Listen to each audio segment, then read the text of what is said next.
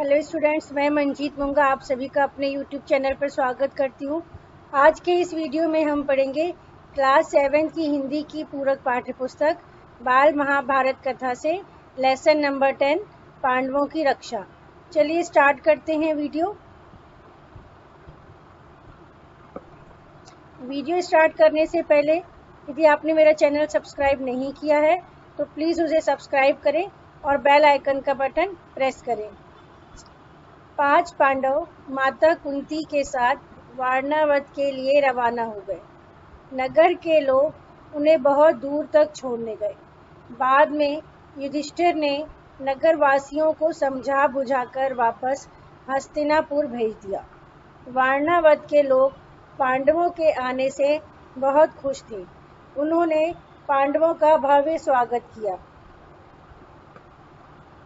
लाख का भवन तैयार होते ही पुरोचन पांडवों को भवन में ले गया।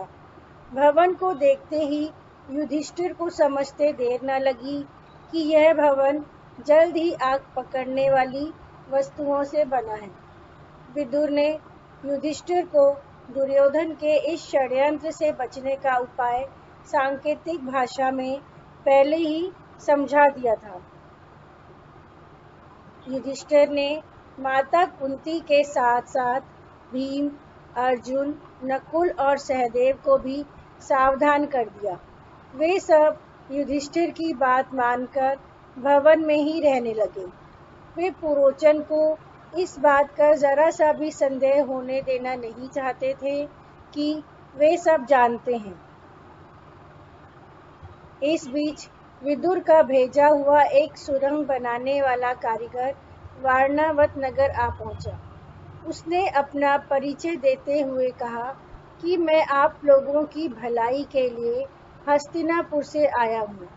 हस्तिनापुर से रवाना होते ही विदुर ने युधिष्ठिर से सांकेतिक भाषा में जो कहा मैं वह जानता हूँ। यही मेरे सच्चे मित्र होने का सबूत है। आप मुझ पर भरोसा रखें।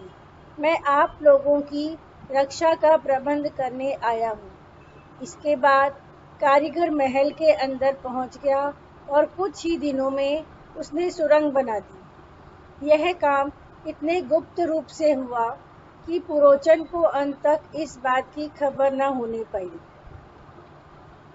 एक दिन पुरोचन ने सोचा कि पांडवों का काम तमाम करने का सही समय आ गया।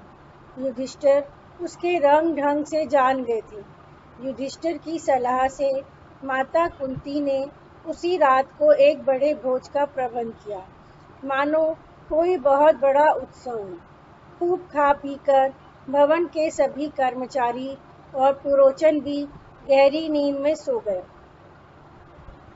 आधी रात के समय भीम ने भवन में कई जगह आग लगा दी और फिर पांचों भाई माता कुंती के साथ सुरंग के रास्ते महल से बाहर सुरक्षित निकल आए। वे सुरंग से बाहर निकले ही थे कि आग ने सारे भवन को अपनी लपटों में ले लिया। वारणावत में हाहाकार मच गया। दुर्योधन के इस कृत्य की सभी ने बहुत निंदा की। ये खबर जब हस्तिनापुर पहुंची तो भीष्म पितामह मानो शोक के सागर में डूब गए।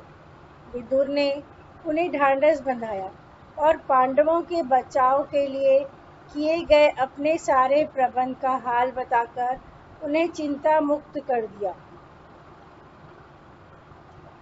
सुरंग से निकलकर माता कुंती और पांडव जंगल में पहुंच गए। रात भर जगे होने और भय के कारण सभी की दशा बहुत दयनीय थी।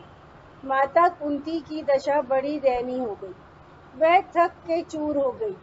कुछ देर आराम करने के बाद वे चलते चलते गंगा नदी के तट पर पहुंचे। वहां विदुर की भेजी हुई नाव मिली। वे सब उस नाव में बैठकर दूर तक चलते रहे ताकि वे किसी सुरक्षित स्थान तक पहुंच सके। पांडव एक चक्रा नगरी में पहुंचकर एक ब्राह्मण के घर ब्रह्मचारियों के वेश में जाकर रहने लगे। पांडव कुंती समेत भिक्षा मांगकर जीवन बिताने लगे। पांचों भाई जितना भोजन लाते, माता कुंती उसके 2 हिस्से कर देती। आधा भीम खाते और आधे हिस्से से वे सब खाते। एक दिन माता कुंती ने ब्राह्मण के घर से रोने की आवाज सुनी। ब्राह्मण बड़े दुखी हृदय से अपनी पत्नी को कह रहा था कि कितनी बार तुम्हें समझाया है कि इस अंधेर नगरी को छोड़कर कहीं और चले जाते हैं, पर तुम नहीं मानी। अपनी बेटी को मैं कैसे बलि चढ़ा दूं और पुत्र कैसे काल कलवित होने दूं? यदि मैं अपना शरीर त्यागता हूँ तो इन अनाथ बच्चों का पालन पोषण कौन करेगा? इससे तो अच्छा हम सब मौत को गले लगा लें। कुंती खड़ी खड़ी ये सब देख सुन रही थी। वह बोली, हे ब्राह्मण, क्या आप लोग मुझे आपके असमय दुख का कारण बता सकते हैं? ब्राह्मण बोला, देवी, इस नगरी के समीप एक गुफा है जिसमें बकासुर नाम का राक्षस रहता है। पिछले 13 वर्षों से इस नगरी के लोगों पर वह बहुत जुल्म ढा रहा है। यहाँ का राजा भी हमारी कुछ सहायता नहीं करता। राक्षस का जब मन करता वह नगर आता, तबाही मचाता और मानवों को उठाकर ले जाता। इस सब से घबराकर नगरवासियों ने मिलकर उससे विनती की कि आप कोई नियम बना लें। तब से हर सप्ताह बारी बारी घर का एक आदमी और खाने का सामान हर सप्ताह पहुंचा देते हैं। इस सप्ताह खाने के लिए एक आदमी और भोजन भेजने की बारी हमारी है। ब्राह्मण की बात का उत्तर देने से पूर्व कुंती ने भीम से सलाह की। उसने लौट कर कहा, हे ब्राह्मण, आप इस बात की चिंता छोड़ दीजिए।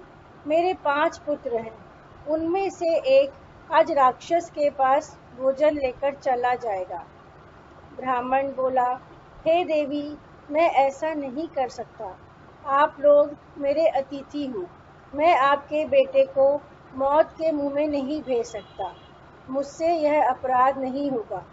कुंती ने ब्राह्मण को अपने बारे में सब बता दिया कि वह और उसके पुत्र कौन हैं। साथ ही इस बात को गुप्त रखने का आग्रह भी किया ताकि दुर्योधन को इस बात का पता न चले। अगले दिन नियमानुसार गांव के लोग खाने पीने की चीजें गाड़ी में रखकर ले आए। कुछ दूर तक वह सब भीम के साथ चले और एक निश्चित स्थान पर आकर लोग रुक गए। उसके बाद भीम अकेला गाड़ी दौड़ाता हुआ आगे चला जा रहा था। उधर राक्षस भूख के मारे तड़प रहा था। जब बहुत देर हो गई तो वह क्रोध में आकर गुफा से बाहर निकला। गुफा से निकलते ही उसने देखा कि एक मोटा सा मनुष्य बड़े आराम से बैठकर भोजन कर रहा है। यह देखकर बकासुर की आंखें क्रोध से लाल हो गई। इतने में भीमसेन की निगाह उस पर पड़ी और उसने राक्षस का नाम लेकर पुकारा। राक्षस गुस्से में भर गया और तेजी से भीमसेन पर झपटा। खाली हाथ काम बनता न देख राक्षस ने एक बड़ा सा पेड़ जड़ से उखाड़ लिया और भीम को मारने लगा, जिससे भीमसेन ने रोक लिया। भीम और राक्षस दोनों के बीच भयानक मुठभेड़ हुई। भीम बार बार बकासुर को उठाकर पटकता रहा। अंत में उसने बकासुर की पीठ पर घुटनों की मार से उसकी रीढ़ की हड्डी तोड़ डाली। बकासुर पीड़ा के मारे चीख पड़ा और उसके प्राण निकल गए। फिर भीम उसे घसीटकर नगर के द्वार पर उसने लाकर उसे पटक दिया। इस लेसन के प्रश्न उत्तर इस प्रकार हैं। फर्स्ट क्वेश्चन है, विदुर ने वारणावत में पांडवों की मदद किस प्रकार की? इस प्रश्न का उत्तर है, विदुर की योजना थी कि वारणावत में लाख का भवन बनाया जाए और पांडवों को उसमें ठहराकर आग लगा दी जाए। विदुर को इस बात की भनक पहले ही लग चुकी थी। उन्होंने सुरंग बनाने वाले कारीगर को भेजकर गुप्त रूप से एक सुरंग बनवा दी थी। इस प्रकार विदुर ने वारणावत में पांडवों की मदद की। नेक्स्ट क्वेश्चन है, पांडव एक चक्रा नगरी कैसे पहुंचे? उत्तर है, पांडव और कुंती लाख के भवन से बचकर जंगल पहुंच गए। चिंता और भय से सभी की हालत बहुत दयनीय हो गई थी। चलना भी मुश्किल हो चुका था। सभी को सुरक्षित जगह पहुंचना था।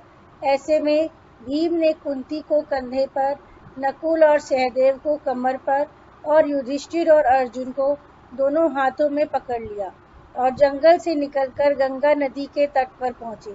गंगा नदी पार कर एक चक्रा नगरी तक वे आ गए। थर्ड क्वेश्चन है, युधिष्ठिर लाख के भवन से कैसे बच निकले? उत्तर है, युधिष्ठिर पुरोचन के रंग ढंग से जान गए थे कि वह लाख के भवन में आग लगाकर हमें मारना चाहता है। युधिष्ठिर की सलाह से माता कुंती ने उसी रात को एक बड़े भोज का प्रबंध किया, मानो कोई बड़ा उत्सव हो। खूब खा पीकर भवन के सब कर्मचारी पुरोचन गहरी नींद में सो गए। तब भीम ने आधी रात के समय भवन में आग लगा दी और सुरंग के रास्ते से बाहर आ गए।